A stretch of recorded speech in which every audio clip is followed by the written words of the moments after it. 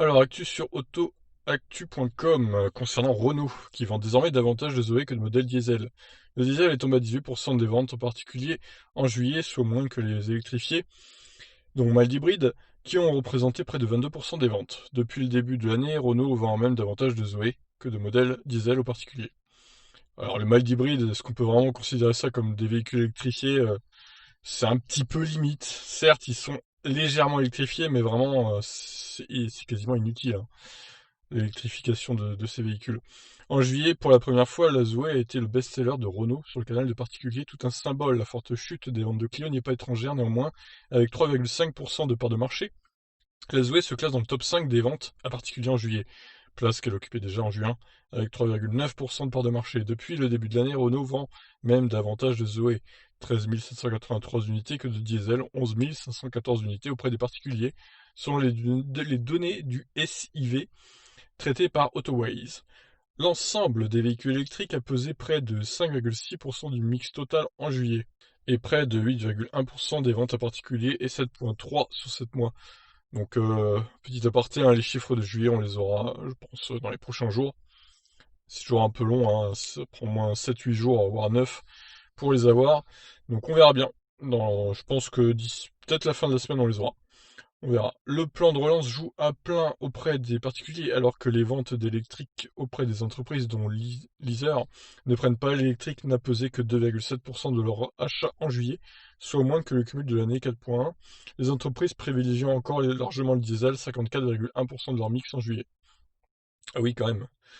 Chez les particuliers, le diesel ne pèse plus que 18% du mix en juillet, perdant 3,2 points en un an. Chez Peugeot, il est à 19%, mais les versions électriques de 208-2008 sont montées à 8% de son mix en juillet. Le diesel pèse en revanche encore 27% des ventes à particulier de Citroën, qui semble avoir terminé son stock de ses euros électriques. Plus qu'une vente en juillet contre... Ah oui d'accord, contre 1173 sur 7 mois. Oui, parce que je me disais justement que la C0 a cartonné ces derniers mois là, donc plus qu'une vente, visiblement, il n'y a plus de stock. Ça y est, toutes les C0 sont écoulées. Les modèles hybrides rechargeables ont pris 3,9% du mix des ventes totales en juillet pour totaliser 3% du marché depuis le début de l'année. L'arrivée de Peugeot sur le marché y est pour beaucoup, la marque s'octroyant le leadership avec 20,2% des ventes depuis le début de l'année avec son 3008 et sa 508 sur le podium.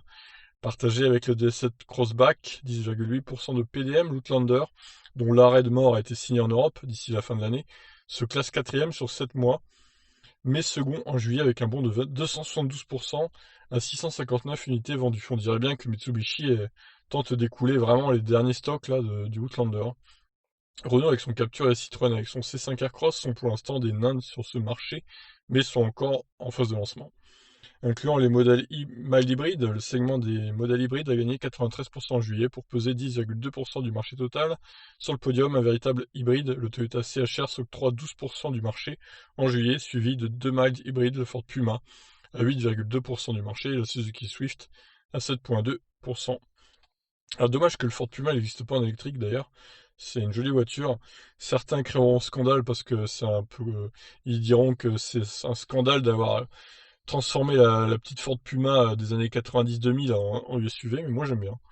Depuis le début de l'année, c'est le GPL qui voit ses ventes le plus progresser, plus 231%, avec 6105 unités, 0,7% du mix, provenant essentiellement du Dacia, 5341 unités vendues, et de Renault, 743 unités. Ah oui, Dacia, effectivement, incroyable le GPL, quoi. Bon bref, ça fait beaucoup de chiffres, hein, tout ça. Pour résumer, donc, le diesel en perte de vitesse chez les particuliers, et l'électrification des voitures gagne du terrain.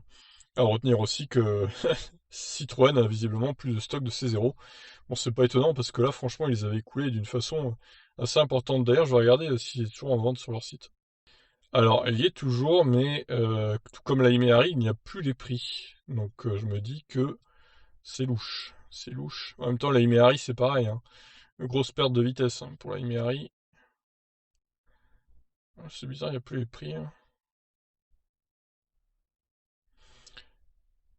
150 km en 30 minutes. Ouais. Ah, ils mettent encore l'autonomie NEDC, 150 km NEDC, quoi. Bah, visiblement, il n'y a plus les prix, hein, donc la Imehari, pareil, accéder au stock.